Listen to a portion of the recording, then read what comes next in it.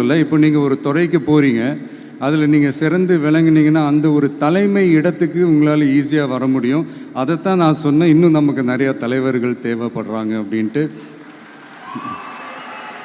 அது மட்டும் இல்லை, ஃப்யூச்சரில் அரசியலும் ஏன் ஒரு கெரியர் ஆப்ஷனாக வரக்கூடாது, அப்படி வரணுன்றது என்னுடைய விருப்பம். நல்லா படித்தவங்க அரசியலுக்கு வரணுமா வேண்டாமா? உங்களை தான் கேட்குறேன். நல்லா படித்தவங்க அரசியலுக்கு வரணுமா வேண்டாமா?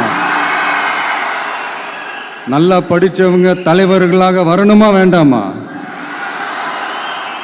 ஓகே, உங்கள் ஆர்வம் எனக்கு புரியுது. பட் இப்போதைக்கு படிங்க, மீதி எல்லாம் அப்புறம் பார்த்துக்கலாம்.